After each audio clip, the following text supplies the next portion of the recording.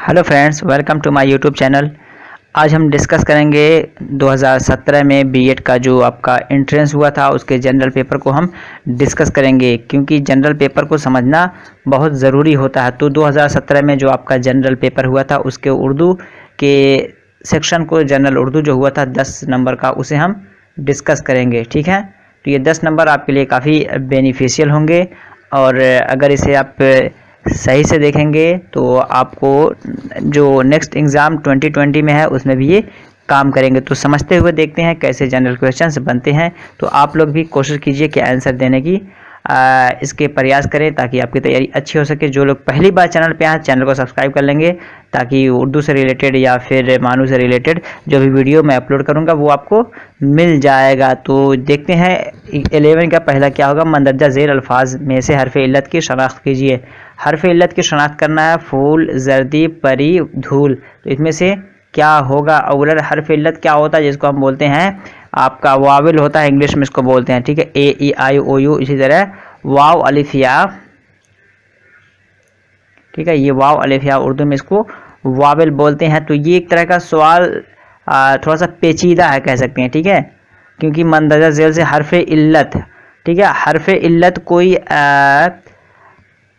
हरफ इल्लत मंदरजा ज़ेल अल्फाज, ये सारे के सारे तो अल्फाज हैं। फूल एक लफ्ज़ है, जर्दी लफ्ज़ है, परी, धूल, सब के सब अल्फाज हैं और सब में सब हरफ इल्लत हैं। ठीक है, तो ऐसे कंडीशन में सबको नंबर इक्वल मिलना चाहिए।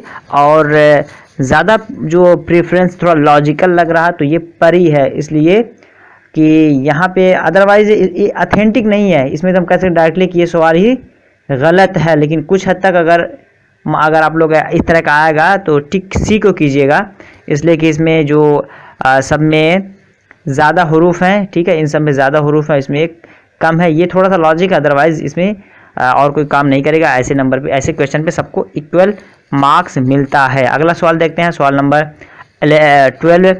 सवाल नंबर 12 में क्या कहा जा रहा है। सवाल नंबर 12 में कहा जा रहा है कि किसी बात से को जानते हुए भी उससे अनजान रहना, हुस्न तालीम, मुबालगा, तजाहुल अरफाना और मरातुन नज़ीर। तो क्या होगा इसका सही ऑप्शन, आपको बताना है।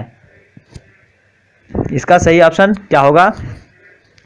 किसी बात को जानते हुए उससे अनजान रहना, ये आपका जो होता है ये तजाहुल आरिफाना कहलाता है। तो तजाहुल आरिफाना यहाँ पे बिल्कुल ये करेक्ट हो जाएगा। किसी बात को जानते हुए भी उससे अनजान रहना, ये तजाहुल आरिफाना में आपका आ जाएगा। सी बिल्कुल इसका सही हो जाएगा। 13 नंबर देखते हैं, गज़ल के एक शेर का ताल्लुक़ अगर दूसरे शेर से हो तो कहलाता है। अगर एक शेर का ताल्लुक़ दूसरे शेर से हो, वैसे तो गज़ल का हर शेर अपने आप में एक अपना मतलब मुनफरिद हैसियत रखता है, अलग होता है। लेकिन अगर एक शेर का ताल्लुक़ दूसरे शेर से हो तो क्या वो कहलाता है मतला सानी, हुस्न मतला, शाह बैत, क़ताबंद। तो क्या कहलाता है ये। ठीक है, मतला सानी किसे कहते हैं। गज़ल के दूसरे शेर को मतला सानी कहते हैं। पहले शेर को मतला, दूसरे को मतला सानी। गज़ल के अच्छे शेर को हुस्न मतला कहते हैं। शाह बैत जो सबसे अच्छा हो पूरी गज़ल में उसे बोलते हैं। यहाँ पे क़ताबंद जो होगा बिल्कुल सही हो जाएगा, क़ताबंद कहते हैं। गज़ल के एक शेर का ताल्लुक़ अगर दूसरे शेर से हो, मिलता जुलता हो मीनिंग में, वो क़ताबंद कहलाता है। तो यहाँ पे ये ऑप्शन डी बिल्कुल सही हो जाएगा। नेक्स्ट क्वेश्चन देखते हैं, क्वेश्चन नंबर 14। क्वेश्चन नंबर 14 में कहा जा रहा है कि इसमें से माना खेज जुमला कौन सा है। माना खेज जुमला मीनिंगफुल इसमें सेंटेंस कौन सा है।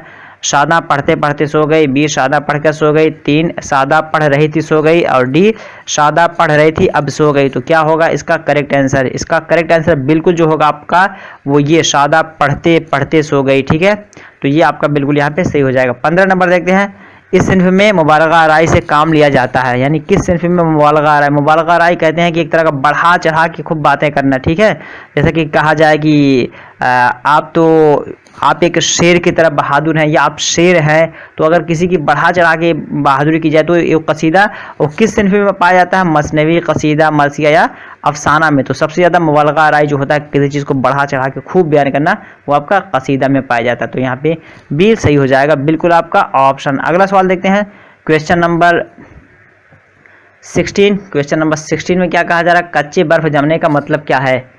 कच्चे बर्फ जमने का मतलब क्या है। बूढ़ा हो जाना, सर्दी लगना, मुसीबत में पड़ जाना, खुशहाल ज़िंदगी गुजारना। तो आप लोग भी जो लोग देख रहे हैं, बाद में भी कभी भी इसको देख रहे हैं, तो आप लोग भी इसे आंसर करने की कोशिश करें। अगर अपने से आप आंसर करेंगे तो आपको ज़्यादा फ़ायदा होगा, अंदाज़ा लगाएंगे। तो एक तरह का तखमीना का जो गेस करने का अंदाज़ा इससे होता है। तो इसका सही क्या होगा? बूढ़ा हो जाना, सर्दी लगना, मुसीबत में पड़ जाना या खुशहाल ज़िंदगी। तो क्या होगा? आपके जहन में क्या आ रहा है? सीधे देखिए, एक तरह का ये मुहावरा है। मुहावरे का जो मीनिंग होता है ना, वो अपने हकीकी मानों में नहीं होता, यानी जिस तरह वो लिखा रहता है उसका मीनिंग कुछ और निकल के आता है। तो यहाँ पे जो आपका 16 का सही होगा वो क्या होगा? मुसीबत में पड़ जाना। मुसीबत में पड़ जाना कच्चे बर्फ जमने का मतलब होता है। 17 नंबर देखते हैं। जिस जानदार के आखिर में अलिफ बा हा हो तो वो आम तौर पर होता है, यानी क्या होता है? डैश दिया हुआ क्या होता है। जिस जानदार के आखिर में कह सकते हैं कि जिस जानदार मतलब वो, अब आगे आपका इंसान भी आ जाएगा, जानवर भी आ जाएगा। इस अगर कोई है और जिसके आखिर में हा हो, बा हो, अलिफ हो तो वो आमतौर से क्या होता है? मुज़क्कर होता है, मुअन्नस होता है। जिनसे गैर हकीकी या जिनसे हकीकी। तो क्या होता है? मुज़क्कर को आपको जो कहते हैं मेल बोलते हैं, ठीक है, पुलिंग बोलते हैं, और मुअन्नस को स्त्री बोलते हैं, ठीक है, जिसको फीमेल जेंडर बोला जाता है। जेंडर से पूछा जा रहा, तो यहाँ पे क्या होगा? जाहिर सी बात है, जिस तरह की आपके बोलते हैं जैसा आपका हो जाता है सायमा, ठीक है, सायमा, बाकिरा और राबिया। तो ये जिस तरह बोला जाता है तो इस मुअन्नस की ये ज़्यादा अलामत पाई जाती है। तो ऑप्शन बी यहाँ पे सही हो जाएगा। 18 नंबर देखते हैं। हुक्म की जमा क्या है? हाकिमीन, हाकिम, अहकाम, हुक्काम। तो इसका सही क्या होगा? 18 में सही क्या होगा? हुक्म की जमा बिल्कुल यहाँ पे अहकाम जो है ये बिल्कुल आपका फिट हो जाएगा कि हुक्म की जमा अहकाम होता है। तो यहाँ पे ऑप्शन सी बिल्कुल सही हो जाएगा। नेक्स्ट क्वेश्चन देखते हैं। Question number 19। क्वेश्चन नंबर 19 में कहा जा रहा है कि अल्लामा इकबाल का पहला मजमूआ कौन सा है? ठीक है, अल्लामा इकबाल के मजमूए से या अल्लामा इकबाल के रिलेटेड सवालात बनते हैं मुख्तलिफ उर्दू के इम्तिहान में और मौलाना आज़ाद में भी बनते हैं। जो लोग बीएड से, जो उर्दू से बीएड कर रहे हैं, उनके मेन सब्जेक्ट में भी यहाँ से सवाल बनता है। जो उर्दू से नहीं कर रहे हैं बल्कि किसी और सब्जेक्ट से कर रहे हैं, तो जनरल के क्वेश्चन, जिस तरह की आप यहाँ पे जनरल का क्वेश्चन देख रहे हैं, आप मौलाना वहाँ पे अल्लामा इकबाल से रिलेटेड सवाल बन गया। तो एक ऐसा सवाल है कि अगर इस कॉन्सेप्ट को आप समझे हैं तो आसान है, नहीं समझे तो यहाँ पे एक कॉन्सेप्ट आपको मैं बता दूंगा। बागे दरा, बाले जिब्रील, ज़रबे कलीम, अरमगान हिजाज। तो ये अल्लामा इकबाल का पहला मजमूआ कौन सा है? तो देखिए ABCD।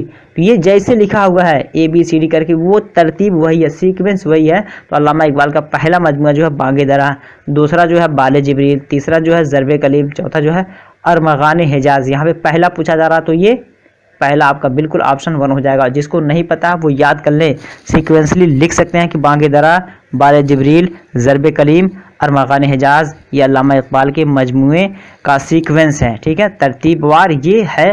तो इसे आप याद करें, इसलिए कि सीक्वेंस से पूछा जाता है। कभी कभी बागे दरा मतलब किस नंबर का है, या अरमगान हिजाज किस नंबर का, पहला या लास्ट, ज़्यादा पूछा जाता है। 20 लास्ट देखते हैं आज का। फिर कहना चाहूँगा कि जो लोग पहली बार चैनल पे आए तो चैनल को सब्सक्राइब कर लें, ताकि जो भी वीडियो मैं अपलोड करूँ उसका नोटिफिकेशन आपको मिल जाए। और बेल आइकन को दबा के कमेंट बॉक्स में ज़रूर कमेंट कीजिएगा अपनी राय। उर्दू में गीत का आगाज़ किसके दौर से होता है? उर्दू में गीत का आगाज़ किसके दौर से होता है? अमीर खुसरू, कैफ़ी आज़मी, डॉक्टर ज़ाकिर हुसैन, लैला देवी। तो किसके दौर से होता है? आप लोग खुद अंदाज़ा लगा सकते हैं कि इसका सही आंसर क्या होगा। उर्दू में गीत का आगाज़ किसके दौर से होता है? अमीर खुसरू, कैफ़ी आज़मी, डॉक्टर ज़ाकिर हुसैन, लैला देवी। तो बिल्कुल, चूँकि अमीर खुसरू यहाँ पे आपका राइट आंसर हो जाएगा, इसलिए कि आप यहाँ पे एक और अंदाज़ा लगा सकते हैं कि उर्दू में गीत का आगाज़ जो है, चूँकि अमीर खुसरू इसमें सबसे बड़े हैं, ठीक है, इनका ज़माना जो काफ़ी पुराना है। तो ये यहाँ पे बिल्कुल सही हो जाएगा कि उर्दू में गीत का आगाज़ अमीर खुसरू के ज़माने से वो होता, मतलब माना जाता है। तो ये कुछ 10 क्वेश्चन थे 2017 के हवाले से। अगर इसे देखेंगे और अपनी तैयारी फिर राइट डायरेक्शन में करना चाहेंगे तो अच्छी होगी। तो वीडियो को सब्सक्राइब कर लीजिए, दोस्तों को शेयर कर दीजिए जो कोई भी मानू की तैयारी कर रहे हैं, ताकि वो उनकी भी तैयारी हो जाए। प्रीवियस पेपर को देखना काफ़ी इम्पोर्टेंट